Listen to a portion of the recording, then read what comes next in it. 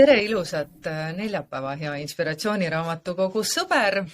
Taas on käes podcasti aeg. Eelmisel nädalal saite podcasti asemel vaadata ühte laivi, mis rääkis meie jõuluprojektist.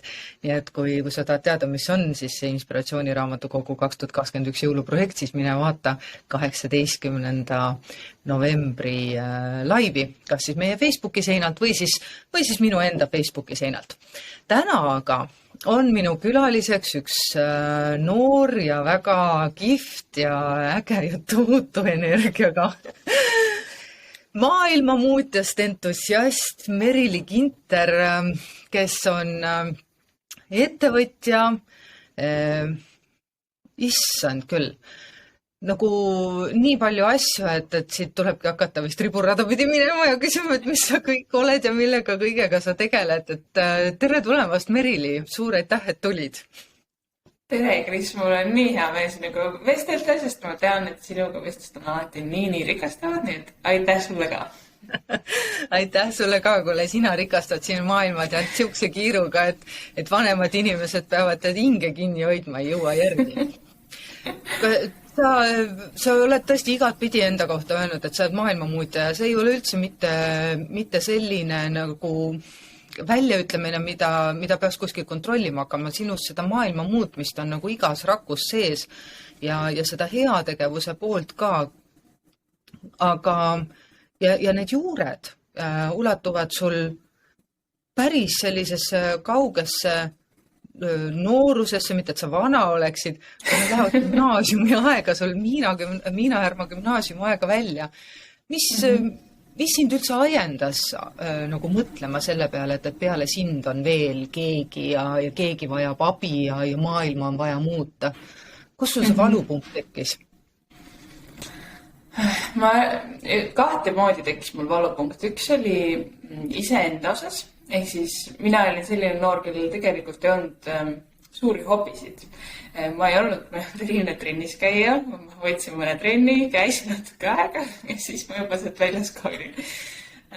Ja mul teisi kunstikoolis, muusikakoolis mul ei olnud. Mulle meeldis aeg-aeg küpsetada kodus, aga midagi erilist suurt mul ei olnud. Nii et ütleme, valupunkt oli iseenda nii-öelda ajas ka, et mul ei olnud midagi ägedat justkui teha, aga ma tahtsin seda teha.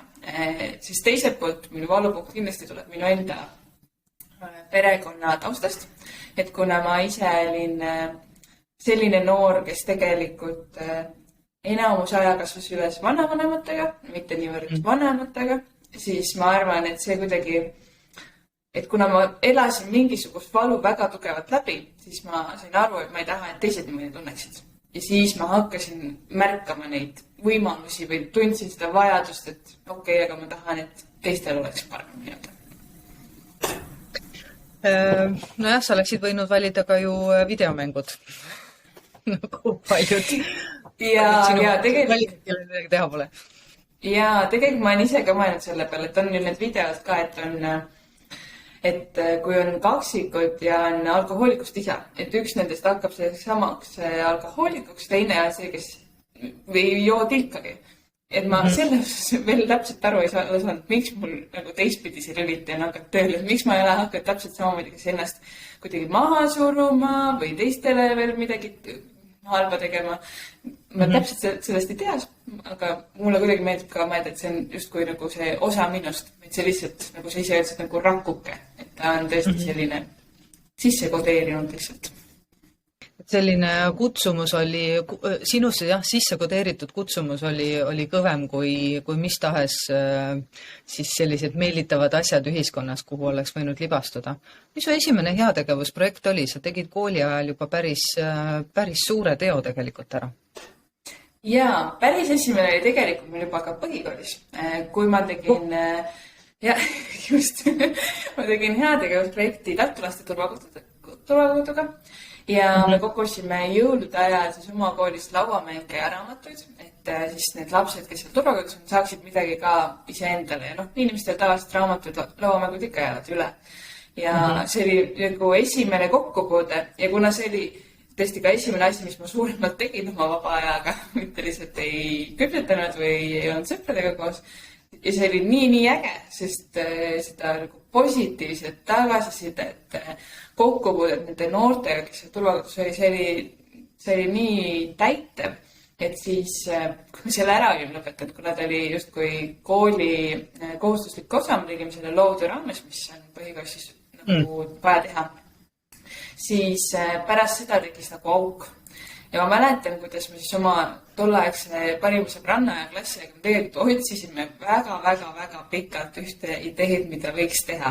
See oli väga olulik teekond, et jõuda ühe ideeni, sest ma mäletan, kuidas me istusime rongis, sõitsime Tallinnast Tartusse, mõtlesin, et võtame nüüd välja, mis me teeme.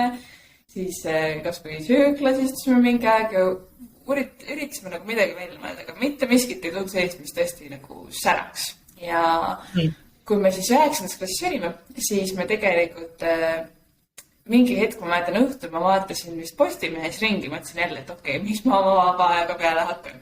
Ja siis ma sattusin terviseosakonda ja kuidagi minust siis läksid mingid asjad kokku peas, sest ma sain aru, et ma olen näinud oma enda sugulase pealt, kes on diabeedik, esimest tüüpi diabeetipõdev laps. Et kui raske see haigus on.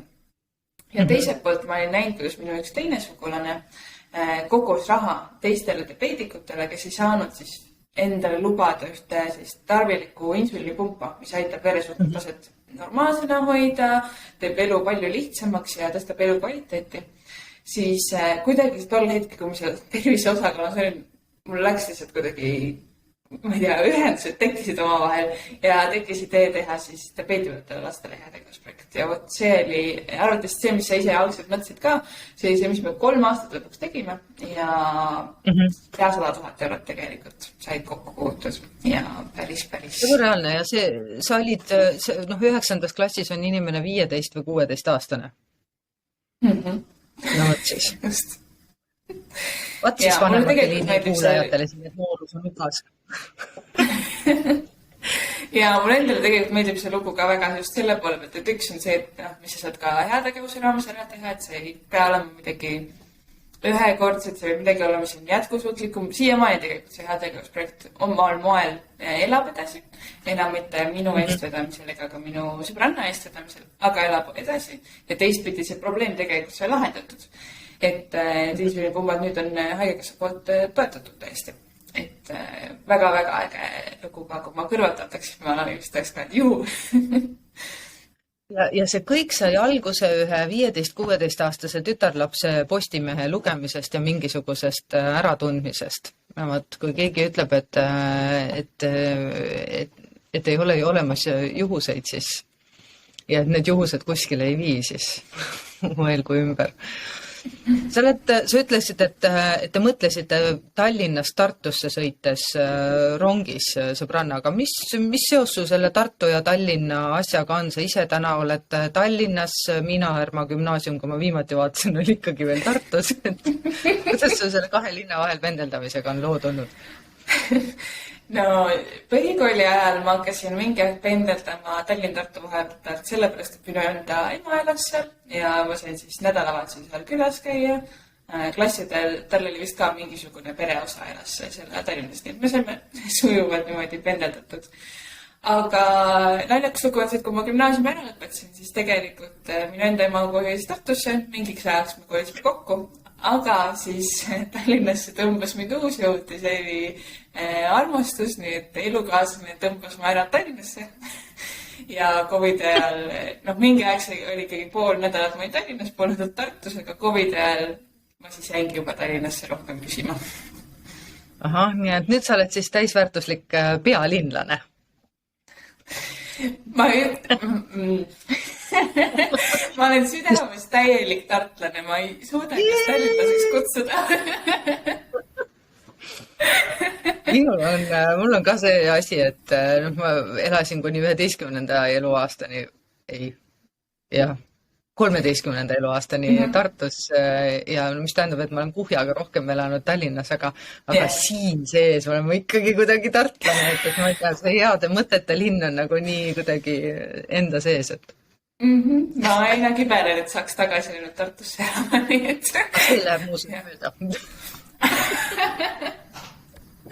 no vaatame, kas selle kibelus saab mööda mindud või ma suudan enne selle kibeluse peale juba tegutseda. jah, ma pigem arvan seda viimast. aga räägi mulle sellisest asjast nagu Changemakers. See on ka sul üks väga põnev projekt, et mis see on? Muutuste elluviijad siis? Jaa. Changemakersisse ma ise sattusin ka 11. klassis ja tegelikult ma alustasin seal ühe tavalise noorena, kes osales ühes programmis. Nimelt me saime 2 kuu jooksul ühele sotsiaalsele ettevõttele turundust teha ja kui ma enne olin heategevusega tegelenud, siis ma ütleks, et Changemakers oli tegelikult minu järgmise nagu suur muutuse looja Changemakers ka. Et kuna sotsiaalset ettevõtlust ma ei olnud varem kuulnud, sotsiaalne ettevõtlus on siis, kui keegi ei tea, on siis ettevõtlusvorm, mis peamiselt keskendub sellele, et ühiskonnas mingisugust muutust teha, samal ajal olles jätkusuutlik. Et kuna heategevuse moel oli väga äge tegelikult noorena tegutseda, siis kahjuks täiskasvanuna tuleb ikkagi leipa ka teenida. Ja sotsiaalne ettevõtlus oli selles suhtes väga hea viis või väga hea avastus, sest tõesti midagi nagu toredat mõjusat teha on minu jaoks nii oluline, mitte lihtsalt lasta oma aega, ma ei tea, mitte ennast täitvale tegevusele. Ja Changemaker siis, kui ma selle programmi sain ära käinud, siis ma tegelikult mingil määral panin omale ka nagu sellise unistuse pähe, et ma tahan selles asjas nagu edasi tegutseda. Ja ma ei olnud nagu päris kindel, kuidas see juhtub, aga hakkasin tegutsema. Ma läksin kõigepealt sinna praktika suveks, siis mind pandi tähele, ma olin endiselt 12. klassis ja ma olin üks nendest, siis kellega tehti katset, et kas üks 12. saab olla teistele noortele nagu mentor. Sest selles programmis olid kas mentorid, kes neid noori juhendasid. Ja see katse läks väga hästi minuga, sest minu tiim tegelikult oli tol aastal kõige edukam. Nii et näitasin, et noorena saab, on võimalik ja kuna mul läks ka mentorina nii edukalt, siis tegelikult me kutsuti Riburavat pidi kohe korraldajate tiimi ka.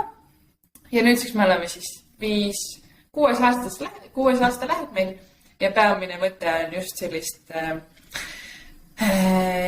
anda neid asju edasi, mida noored muidu ei saa koolist, aga mis on väga-väga vajalikud. Näiteks vaimne tervis, eneseareng, rahatarkus, turundus ja müük, ettevõtlikkus, kõik, mis on nagu nii vajalikud, aga samas millegipärast nagu selles koolikavas hetkel veel ei ole, siis Changemakers tahab seda auku täita. Ja kui meid kuulavad praegu mõned näiteks teismeliste üks muidugi intervjueerib ka teismeliste lapsevanemad ja mõtlevad, et vot mina tahaksin nüüd, et minu laps selle Changemakersiga kuidagi nagu ühesõnaga, mis see lapsevanem nüüd siis tegema peaks, kui see, mis sa rääkisid, teda kõnetas? Üks võimalus on vaadata changemakers.ee on täitsa olemas e-pood ja seal on olemas näiteks üks e-kursus noortele, mis kui üks noor selle ära läbi, siis ma ütlen, ta oli just olnud mingisuguse hästi madal, siis ta ütles, et vau, et nüüd ma saan päris edasi minna, et ta läks küll psühholoogi juurde edasi, aga ta hakkas nagu iseennast üles ehitama sellest madalseisus tänu sellele, et selle e-kursuse läbis, et see e-kursus räägib siis kõikidest erinevatest eluvaldkondadest ja aitab siis noorele nagu saada need põhimõtted kätte ja siis ta juba saab sealt ka vihjeid, kuidas üldse edasi minna nagu edasi, et kas mingit raamatut lugeda või mingit muid allikaid vaadata. Ja siis tegelikult selle e-poes on veel mõned muud variandid ka, millele lihtsalt pilk peale, et näiteks üks lauamäng, mis on ka inspiratsiooniraamatukogus täitsa olemas. Ja on. Väga kihvt lauamäng kusjuures. Sa mängisid ka, eks ju? Jaa, terve perega mängisime ja 10-aastasel oli natukene keeruline. Aga kuna me kõik toetasime teda, siis tegelikult sul vist peale ongi märgitud, et alates ma ei tea, 13. eluaastast või mis ta oli. Et tegelikult vanematega koos saab noorematega ka mängida. Väga soovitan seda mängu ja tõesti, meie kodulehel ja meie e-poes on ka see mäng olemas. Aga mis vanusele see Changemakers üldse mõeldud on, et millal see nii-öelda sisseviskamise aeg on ja millal välja visatakse? No peamine sisseviskamise aeg on ikkagi selline 13-14, et kes juba mõistab natukene rohkem ja on võib-olla hakkamas juba sellist suuremaid otsuseid natukene tegema, et kes põhikooli lõpus on, et näiteks kas gümnaasiumisse, kas kutsekooli, kas üldse edasi, kuhu edasi täpsemalt, millega edasi. Et juba aidata nagu selliste ikkagi suuremate otsuste puhul sellist noort inimest. Ja väljaviskaega otseselt ei ole. Et kuna meil on ka teised, kuna me hakkame muutuma ka selliseks ettevõtteks, kes tahab ka vanematele mingisuguseid väljundeid anda, siis me tegelikult ei ole sellist väljalaskeaega. Et täitsa sellist piiri otseselt ei olegi. No teine selline elukaare juures murdepunkt on keskeakriis, kus sa ei tea, et mis sust homme saab või kas sa oled ikka õige koha peal ja et tundub nagu umbes nagu spiraali sama kohta, ainult teine level, et kas võiks proovida. Tegelikult kas või sama lauamäng, ma ise olen mänginud seda ka oma perega, mängisime seda jõulude aega. Ma mäletan, kuidas me lõpetasime perega nii seltskonnatantsu mängide või seda seltskonnatantsu tantsides, planku tehes niimoodi, et minu vanaema oli minuga 1 minut planku tegemas. Ja siis ka väga suur respekt. Ja tegime ka kas või rääkisime sellistele nagu valulikematel teemadel, et ka selles mõttes see adventure on täiesti omal kohal. Minu isa jaoks on see isegi üks lemmikmäng teemal nüüd, mida mängida.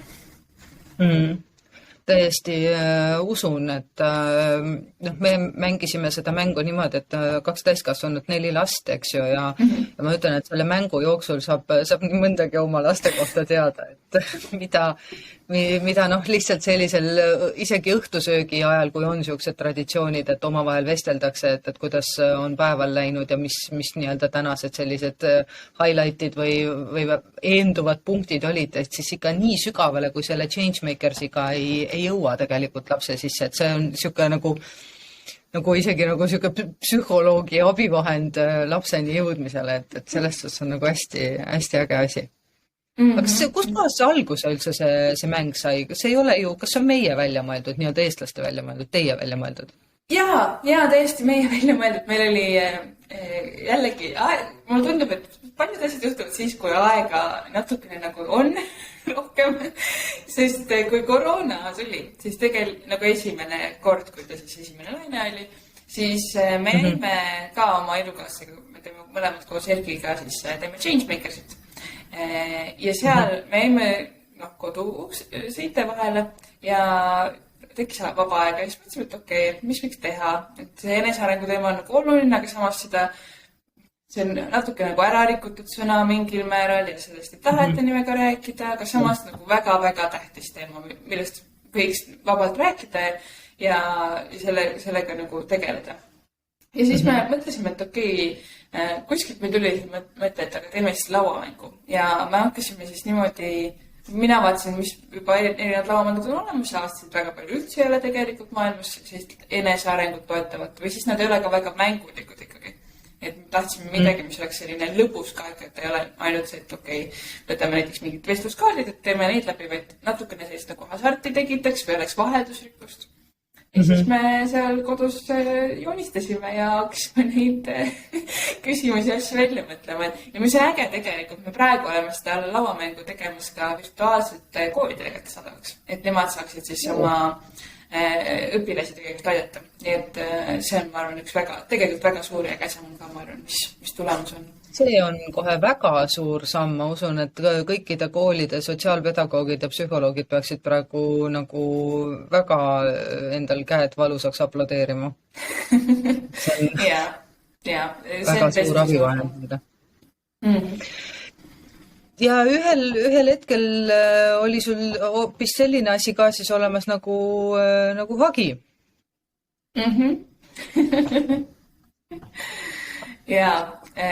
Hagi on ka üks väga-väga lahe ja ulmelugu, ma ütleksin. See on tõesti ulmelugu.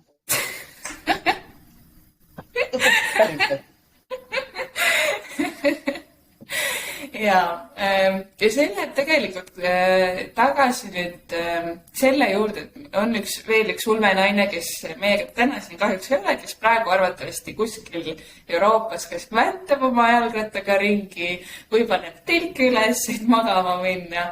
Nimelt Kätlin Irisaar, kes siis on minu praegune top 1 sõber ja me sattusime, üks hetk me olime mõlemad Changemakeris mentorid, noori siis aitamas ja me sattusime kuidagi, nägime, meil on hea grupp ja me tahtsime arutada, et mis ikkagi nende noortega teha ja kuidas neid aidata rohkem. Ja me alati kuidagi, kui me rääkima hakkasime, siis meil see jutt voolas täiesti ja kui me lõpetasime mingi kokkusaamise, siis me võisime 10 minutit öelda, et head aega, tšau, sa oled nii tore, meil oli nii vahva ja me ei suutnud seda lõpetada kuidagi selline nagu mingi, ma ei tea, täiesti teistsugune maailm. Ja me tegutsesime ja üks hetk me nagu taipasime midagi nagu enamat võiks teha ja me läksime esimest korda Hiiumaale praamiga. Ja me olime tol hetkel just selle lauamängu tegelikult testimist teinud Pärnus ja sattusime niimoodi koos minema Hiiumaale. Mõlemad läksime sinna esimest korda, aga me ei läinud nagu koos seda avastama. Me läksime mõlemad nagu erineva seltskonna juurde. Ja siis me seal Pärnust läksime koos Hiiumaale. Ja see Hiiumaa juba saamine omaette seiklus, sest me ei teadnud kumbki, kuidas see täpselt toimib. Aga Hiiumaa praamine me saime ja siis oli juba nagu kõik korras. Aga me olime tohutult väsinud juba selleks hetkeks, me olime hästi ülemeelikud. Ja me olime siis seal praami peal ja me mõtlesime, kuidagi tegime nalja ja vist kallistasime jälle üksteist, et nii tore on olnud ja nii. Ja siis sattusime mõtlema, et appi, aga inimesed, nagu Eesti inimesed ei oskagi väga hästi kallistada. Ja meid on nagu kihtetud kallistamise eest. Ja siis mõtlesime, et aga okei, teeks äkki sellise nagu firma, mis pakub siis kallistuskoolitusi. Et õpetame inimestele, kuidas nagu kallistada. Päriselt. Ja me olime sellest nagu, me olime üleväsinud ja väga ekstaasis sellest. Ja siis me mõtlesin, et aga okei, teeme siis firma. Ja me päriselt tegimegi selle Hiiumaa praami peal mõttega, et me teeme kallistuskoolitusi pakkuma firma, tegimegi oma ettevõtte ära, me registreerisime Hagimi OÜ ja maksime vist, ma ei mäletaks, see oli 160 € riigilõivu selle eest. Eesti. Just. Ja tegelikult me tegime paar testimist ka, et kuidas meie kallistused ikkagi on. Ja Kätlin ühel häkatani pitchist ka seda ideed, et minu tuleb selline ettevõte. Mind seal ei olnud õnneks või kahjuks, talle ühtegi küsimust ka ei esitatud selle kohta. Ühtegi auhinda ei saanud. Ja me saime aru, et mingi hetk vist tuli mõistus koju, et see ei ole nagu reaalne. Et Eesti inimesed, meie ise ka sealhulgas ei ole selleks valmis. Ja me nagu saime aru, et nagu tore, et meil see ettevõte on Hagimi OÜ. Aga nagu lihtsalt, et ta seal riiulil passib, see ei ole nagu mõtet. Ja tegelikult väga äge, et me tegime selle ära, et nüüd meil on nagu kuidagi eriti selline nagu tõuge olemas, midagi me võiks koos teha, sest me oleme kogu aeg Changemakeris koos tegutsenud, aga meil nii meeldis nagu omavahel see koostöö ja energia, et võiks siis midagi rohkemat. Ja alguses me mõtlesime veel ühte testidet teha, aga see ei läinud kuidagi üldse käima. Me tahtsime teha sündmustagentuuri, sest me oleme mõlemad palju sündmusi teinud. Ja siis tegelikult tegime veebilehe valmis ja küsisime inimeste tagasisidet juba ja me olime pannud endale uhkelt ühe kuupäevad, millal välja tulema. Aga meil ei olnud üldse nagu motivatsiooni ja kuna me mõlemad, mina käisin ülikoolis sel hetkel, tegin Changemakersit, siis tuli justkui Hagi juurde. Siis, kuna ei olnud motivatsiooni, siis ei läinud seda aega ka. Ja me istusime siis tol päeval, kui me pidime välja tulema selle ideega. Istusime koos siis kodus ja siis rääkisime, et aga miskit on nagu korrast ära, et kui meil nagu päriselt meeldiks see idee, me päris tahaks teha, siis küll me leiaks seda nagu võimalust. Meil lükkaks seda edasi, et teeme uuel aastal hakkame uuesti vaatama. Ja siis me otsustasime väikest nagu reseti teha nii-öelda ja tegime siis sellise mõistekaardi, et mis meist tekitab nagu elevust. Ja hakkasime sinna panema kirja nii enda hobisid, enda selliseid ühiskondlikke probleeme, mis meid kõnetavad, lihtsalt mingisugust märksõnu, mis pähe tulid. Ja pärast, kui me oleme selle nagu mõistekaart ära teinud, me tegime ka siis ajurünnakut, et okei, mis nagu toote või teenuste ideed tulevad. Algselt panimegi ainult teenuste ideid, näiteks kuna Kätlin on loodussõber, mina samuti, siis tuli mõte, et näiteks teemegi ka koolidele pakkumisest teenust, lähme matkale ja vaatame, kuidas meil läheb seal, et seostame selle nagu vaimse tervisega ära. Aga siis, kui me tegime neid teenuste ideid, siis me saime aru, et tegelikult on soov olnud ka toodet ikkagi luua, et proovime nagu selle nurga alt mõelda. Ja siis esimene idee, mis tuli, oligi hagipäevik. Ja kuna me mõlemad oleme siis tegelikult hästi sarnaste lapsepõlvedega, ka Kätlin on samamoodi vanavanatega üles kasvanud, siis tol ajal, kui me sellises eas olime, me tegelikult kasutasime ka päevikut. Ja mina nüüdseks olen ka hästi tublisti vist ma ei tea, kui palju aastat juba, ma olen igapäevaselt päevikut kasutanud ja ise oma päevikut teinud just kui endale. Ja siis see mõte oli, et aga kui me ise endale sellist asja teeme, et miks mitte siis teha midagi, mida teised saavad ka kasutada, et ei pea ise just kogu aeg jalgutast leiutama. Ja niimoodi hagipäevik sündis ja eesmärk oli algselt tegelikult lastele siis keskenduda. Et kuna lastel oleks ka hea võimalus kuidagi enda päeva kokku võtta positiivselt. Ja jah, selline hästi pikk eellugu.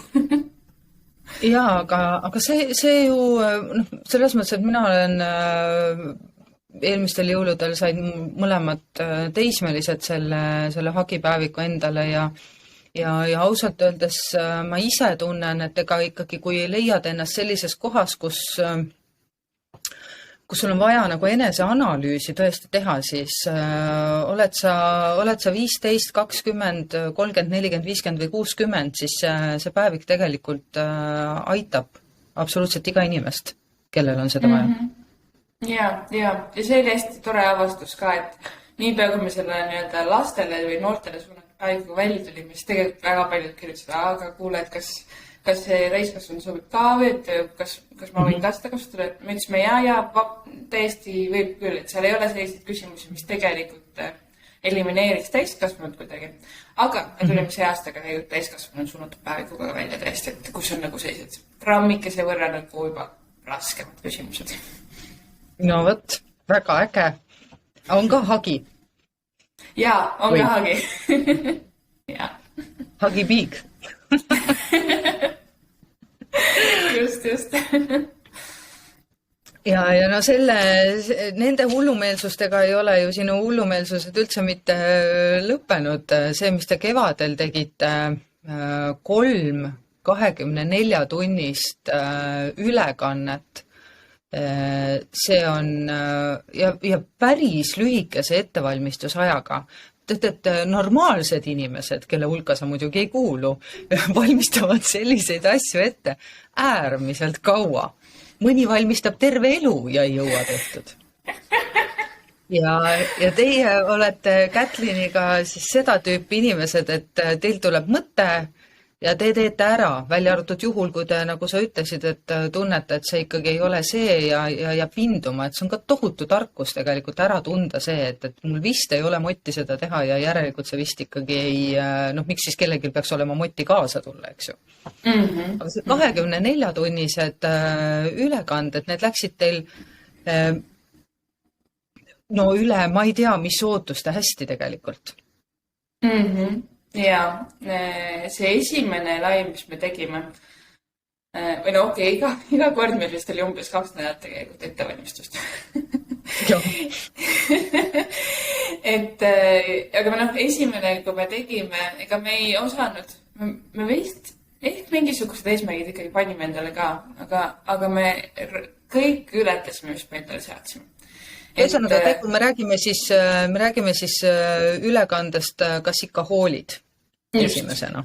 Ja, kas ikka hoolid.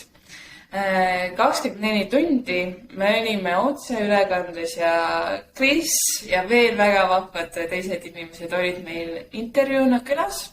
Jutustasime, jagasime häid mõtteid, lugusid Kris Jamahani mul endiselt on igasugused nagu mälestused nii nagu teravalt meeles, see oli tõesti väga vabastav intervjuu oli sinuga, üks mu lemmikutest. Päris ausalt. ja 24 tundi olime siis otseülekandes ja noh, üks asi, nagu päris palju tegelikult hirme võis ka läbi käia, ma mäletan, et üks oli see, et noh, et kas me istume mingi hetk mõne intervjueerijaga üksi seal laivis ja siis keegi ei vaata ja siis natukene nagu kurb. Aga tegelikult läks tõesti crazy't. 2 inimest olid meiega 24 tundi kaasas. Kogu selle aja olidki meiega, kirjutasid, kuulasid, vaatasid. See oli vapustav. Inimesed tõesti elasid kaasa ja ka heategevuslik pool, mis sellel laivide kaasas oli, et kuna me tegime laive ka selle eesmärgiga, et inimesed annetaksid, siis ja see annetuste siis eest läksid hagipäevikud, läksid Eesti Lastepsühholoogide Ühingule ja ka Maria Antoni kliinikule, et siis nendele lastele, kes on hädas omadega, et me koguksime selle jaoks annetusi, siis tegelikult ka see osa läks väga hästi. Me esimene kord panimegi eesmärgiks 100 tükki saada ja kui me tegime postitused, meil vist 95 äkki sai nagu laivi ajal täis. Siis me ütlesime, paneme ise selle nagu puudu oleva nagu raha juurde. Aga siis meil tegelikult lausa 2 inimest tegi minu arust topelt seda, et nad panid ise seda ja veel ekstra raha juurde. Et see nagu mõte nagu täis saaks. Et jah, endiselt väga-väga crazy. Ja siis ühel hetkel te vaatasite kahekesi, et need lood sellest, seal oli 90 siis külalist teil kokku, et need lood olid nii palju ägedad kõik, et nad vääriksid raamatut ja nüüd ta mul siin selja taga on Säde inimeste lood. Ja kui sa mulle selle minu enda transkripti saatsid ja ütlesid, et vaata üle, siis ma mõtlesin, et esiteks esimene mu reaktsioon oli see, et jube äge mõte panna need lood kõik nii-öelda kaante vahele ka, sellepärast et midagi ei ole teha, aga ise kirjastajana ka, miks ma seda kõik armastan, on see, et paber jääb. Paberi jääb väga kauaks ajaks ja mis on kaante vahele saanud trükimusta sisse, see sealt enam välja ei pääse. Ja ma mõtlesin, et ta tuleb selline, palju teil neid ikka tuleb. Ja issand, kui ma selle pakist kätte sain. See on lumpsus 318 lehekülge. Ja 84 inimese lood on siin sees. Ja kui mingi raamat on inspireeriv ja mingi raamatu kohta saab öelda, et on inspireeriv, siis ma ei tea, kui see ei ole see raamat, siis ükski teine raamat seda tiitlit küll saada ei saa. See on ebareaalne. Kuule, tüdrukud, suur kummardus. Täitsa lõpp. Mis tunded sind ennast valdavad? See tuli mõni päev tagasi tuli see trükist välja. Ja. Esiteks ma kujutan ette, et sa oled sodi väsinud. Ja. Aga ma kujutan ette ka, et sa oled nii õnnelik, et ma isegi... Ja päris esimene päev, kui see trükist välja tuli ja ma olin küll seda juba testtrükki läinud, aga kui sul ikkagi on päris hulk sul silme ees lõpuks ja sa oled, selle jaoks on nii palju vaeva nähtud, tõesti, lisaks sellele, et need 84 inimeste sees, kes on kõik üle vaadanud mitmekordselt oma lood ja mõtted, on veel inimesi, kes transkribeerisid, on inimesi, kes kujundasid, on inimesi, kes andsid tagasi. Siin on nii palju seda pühendumust näinud. Ja kui see käes oli, ma ikka keksisin. Ma nägin, et tuleb see suur auto, tuleb, kus need raamatud on. Ma ütlesin ka elukaaslasele, et ta siin. Et see rõõm on ikka tohutu ja seda tagasisidet tegelikult kõikidelt nendelt inimestelt saada. Jah. On täiesti uskumatu tegu teie poolt. See teekond selle raamatuni sai tegelikult alguse sellest samast esimesest hullumeelsest mõttest, et see 24-tunnine kas ikka hoolid ära teha. Ma arvan, et kogu see aeg sellest esimestest ülekannetest kuni siis nüüd selle raamatuni, see on kindlasti moel või teisel muutnud igat inimest, kes selles protsessis osales. Mismoodi see sind muutnud on? Ma mõtlesin, et ma olen ise ka mõelnud selle peale ja ma arvan, et ta on päris nagu mitut head asja meelde tuletanud. Üks on see, et kui suur vägi on tegelikult sellel, kui inimesed teevad koostööd, sest see raamat ei oleks sündinud mitte ühegi nende nagu inimesed, kes siia panused on andnud. Et igaühel oli tõesti nagu suur roll. Ja see vägi on tegelikult nii võimas ja see annab nagu igaühele juurde. Miks ma seda nii fännen ja miks Hagi on üldse olnud üürimalt äge asi, mida teha ongi, et sinna on alati olnud palju inimesi kaasatud. Ja sellel on nii suur nagu väärtus. Aga teine asi ka, mis ma olen õppinud, on ka usaldada mingil määral seda väge. Sest viimane, näiteks 3. ülekanne, mis meil oli Kätliniga. Kuna me olime mõlemad kogu aeg muidu olnud need, kes on 24 tundi seal pukis ja räägivad inimestega, siis viimane live, kas see oli äkki siis 10 päeva enne, kui live pidi minema ja me 3. live juba teadsime pikemalt ette, aga me ei olnud valmistanud nii palju. 10 päeva enne umbes juhtus niimoodi, et Kätlini üks sugulane lahkus siit. Ja see oli miskit, mis tema tõmbas täiesti rivilt maha ja ma olin ise ka šokis mitu päeva, sest ühtpidi, ma ei tea, mida selle suure asjaga teha, mis tulemus on. Teistpidi ma elan nagu nii Kätlinile kaasa, me oleme peamiselt endised siiski nagu esimene asi, mis me oleme sõbrannad üksteise nagu head nagu kaaslased ja see oli ikka väga-väga valus ja ränk ja see, siis kui need paar päeva, mis siis ära kadusid selle šokiga, et okei, mis siis üldse saab, kas me üldse teeme ikkagi seda. Kui me sellest nagu toibusime ja ma sain ka aru, et okei, nüüd on siis minu aeg nagu see asi hetkel nagu vastutada ja võtta see kokku. Siis see oli päris suur koormus, see oli ikka, ja see ajas mingi hetk ajas oli ka täiesti nagu krussi mõtled, et me oleme Kätliniga kasvõi me olime videokõnest, Kätlin tahtis ka mingi, et okei, ta nüüd aitab, aga ta oli ikka veel suures leinas. Ja kui me oleme seal videos niimoodi, ma näen, et kui ma sellest teemast nagu kuidagi moodi räägiksin, ta nutma, siis ja mina ise pean olema see tugev tegelikult talle veel, aga tegelikult mul endal on ka jumala raske, siis see oli ikka nagu väga-väga ränk. Aga mis aitas, et me selle 3. suutsime ikkagi ära teha, üks oli see, et minu elukaaslane Erki tuli appi, tema oli siis Kätlini justkui asendaja, ehk siis tema oli minuga 24 tundi olemas, üksinda ma ei oleks seda teinud arvatavasti, mitte arvatavasti, kindlasti ei oleks täiesti teistsugune olnud ja mitte see, nagu ta oleks pidanud olema. Ja teiselt poolt olid veel inimesed, kes tulid appi, et mingisugused küsimused kirja panna, intervjuu küsimused. Ma sain abi, et inimesed oleksid ikkagi mul seal koha peal olemas, et nad aitavad midagi valmistada ette ja kui ei oleks seda väge olnud ja ma ei oleks ka seda usaldanud, sest kui mul oli väga lihtne variant tegelikult öelda, et aga kuule, jätame ära. Aga me ei teinud seda tegelikult. Ja ma arvan, et see tohutult õpetanud seda, kui võimas tegelikult on see, kui sa midagi, mis sa tahad ja kui sul on ka need inimesed ümber. Jah, issand, nüüd ma seda kogemust ei teadnudki sul, et see on väga kõva proovikivi. Ma kujutan ette, et sa said ka iseenda kohta tegelikult päris palju teada, et mis aitab sul püsti tagasi saada, mis aitab sul püsti jääda ja need asjad ikkagi ära teha, mis sa endale võtnud oled.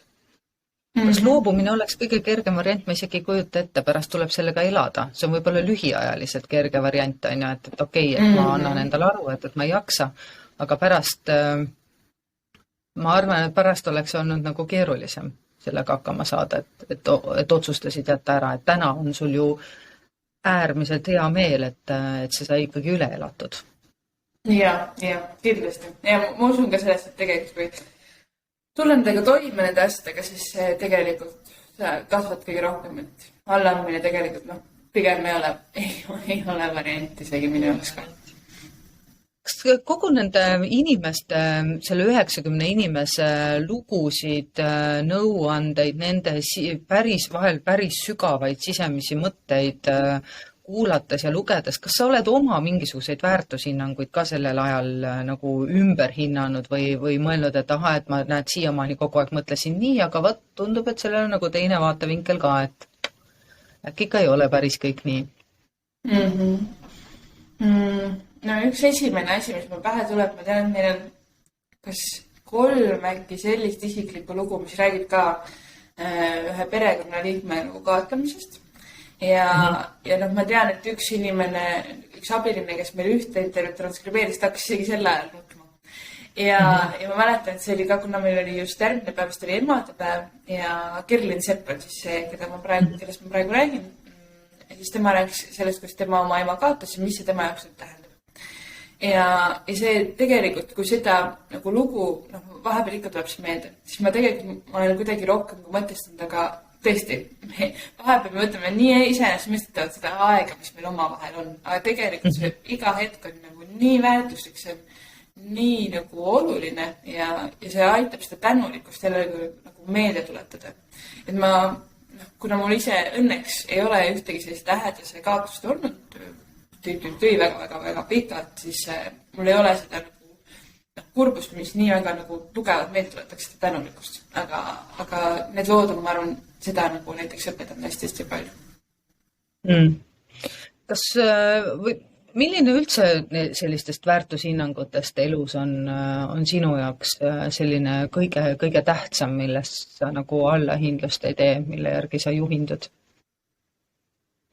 Ma arvan, et see on see, et kuulata nagu iseenda häält, et täpselt nagu selle sündmuste agentuuriga, mis meil pähe tuli näiteks, et kuna seal ei olnud sellist ekstra mõju või väärtust teistele, et ta on küll nagu väga tore asi, et ta tõesti aitab, et inimesed tahaksid ägedaid sündmusi teha, aga kuna tal ei olnud sellist suuremat mingisugust missiooni taga ja ta ei kõnetanud siis tol hetkel, siis nagu ma usungi, et kui ma ei kõneta, ma ei ole ka sellest täiesti sees, siis sealt ei tulegi miskit nagu ägedat teile, et ma pean kuulama ennast.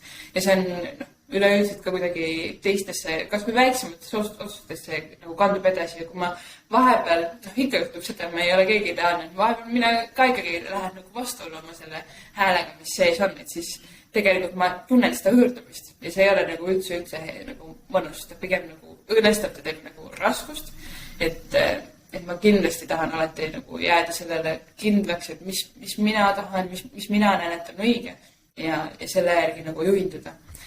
Muidugi see on vahepeal väga trikikas, eriti kui näiteks kas või see ei lähe kokku kellegi teise arvamusega ja siis on mingi grupi arvamus, aga mida rohkem suudab sellele järgida, siis on aina lihtsam tegelikult see. Kes sinu enda kõige sellisem nii-öelda suurem nõuandja ja mentor on?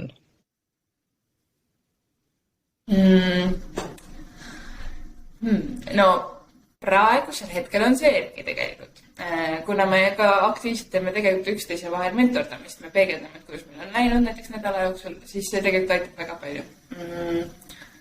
Ja Erki kindlasti eeskujuks väga mitmes valdkonnas, kas või sellest, et kuidas olla väga kohustundlik, kuidas teha asju hästi järjepidevalt, tema on ulme selles, et kuidas tema asub tõesti, kui ta võtab mingi harjumuse, siis kui ta juba võtab selle, siis see ka jääb temaga.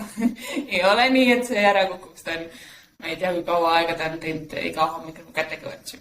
Minu seest, nagu ma olen rääkinud, trenni tegemine on selline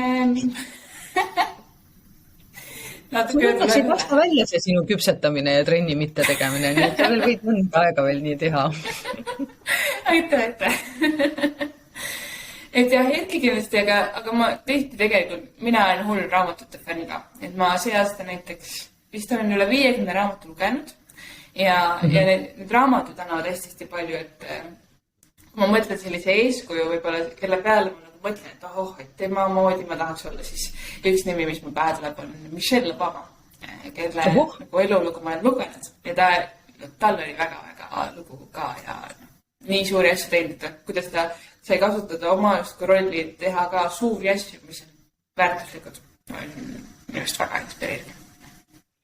no siit tuli üks raamatusoovitus välja. On sul veel mingisuguseid selliseid raamatuid hüppab pähe, mis sa arvad, et mida peaks iga ettevõtlik või vähemalt ettevõtlikkusele püüdlev noor lugema?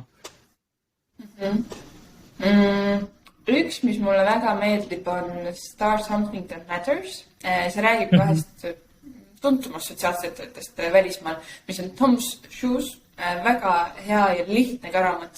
Hästi selline loopõhine, kuidas ta ka ütlustab, mis tema ettevõtluse teekonnal on ette tulnud ja kuidas ta on nendest üle tulnud, annab ka mingeid häid nippe selle juures, et hästi nagu kiire, lihtne lugemine.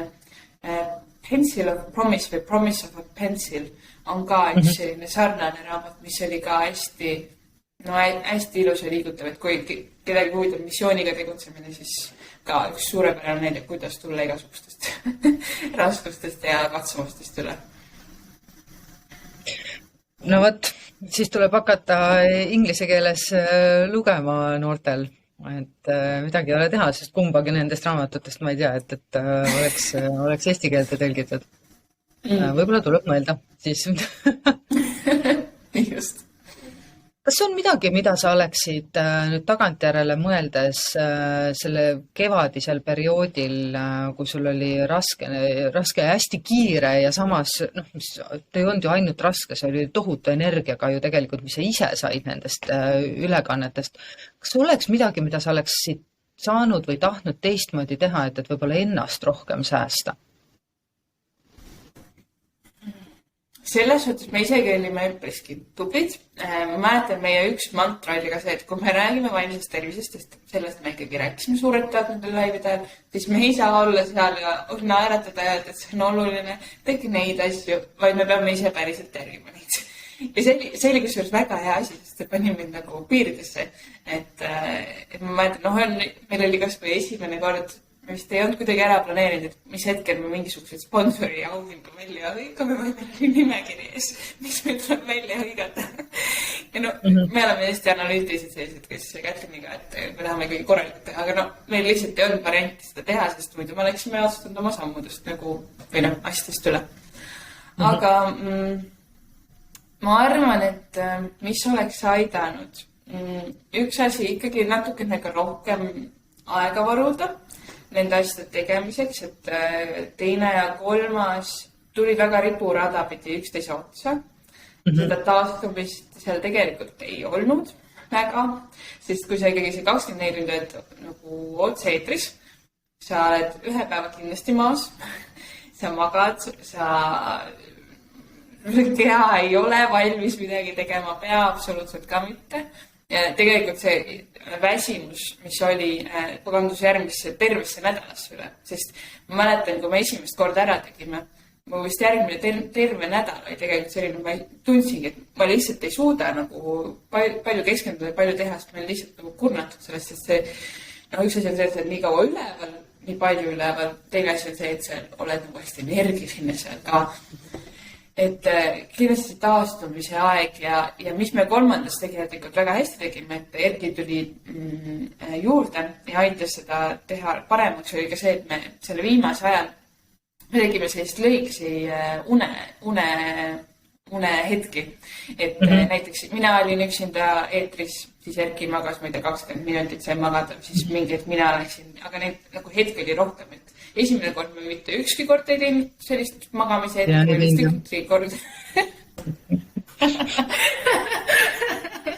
Ja me vist ühtegi korda ei olnud mingisugust videot või asja käimas, et me päriselt olimegi seal, vahepeal mingi hetk, mina olin eetris ja rääkisin, et Kätlin sõi ja vahetasime, aga nagu sellist rahulikku asja ei olnud.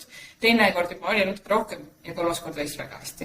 Et kindlasti sinna aega ma oleks pidanud rohkem nagu panustama, et ikkagi arvestada nagu selle enda keha ja tervisega selle aja jooksul.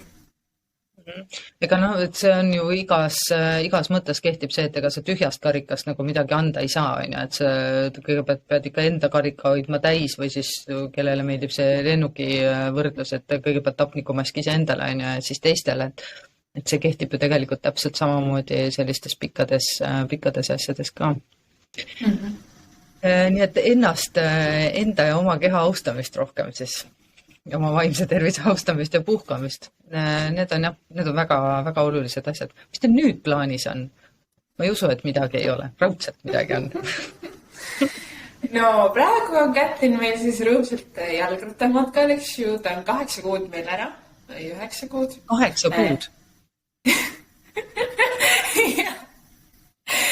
See on Kätlini teine selline pikem jalgrattamatk ja ta tõesti on 8 või 9 kuud ära, ta seikleb, praegu ta on Bulgaarias, alustas nüüd augusti lõpust, hakkas sõitma, väntama ja päriselt väntabki mööda siis Euroopat ja jõuab umbes mais tagasi Eestisse.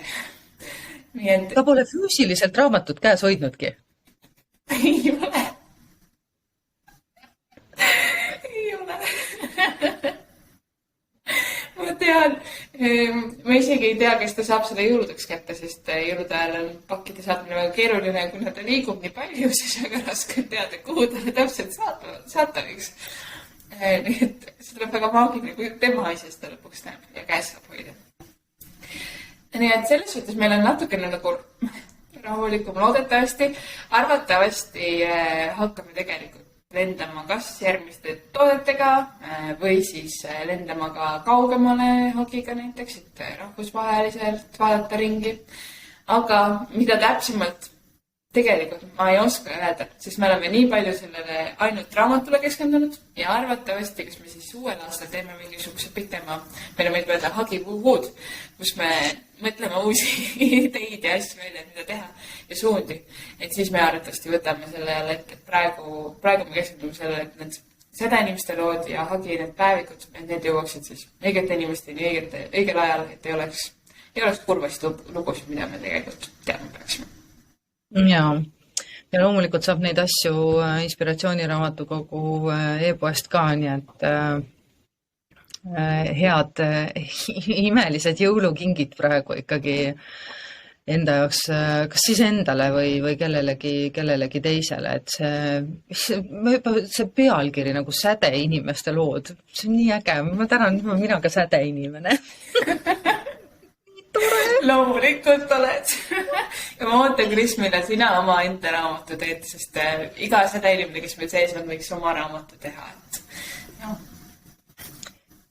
Ja järgmine teema. Aga kui teie saate nüüd siis uuel aastal nähtavasti jaanuaris Kätliniga mingisuguse Zoomi või vahendusel mingi sellise pikema kõne tehtud, siis teie tegemisi vaadates midagi tuleb veebruaris.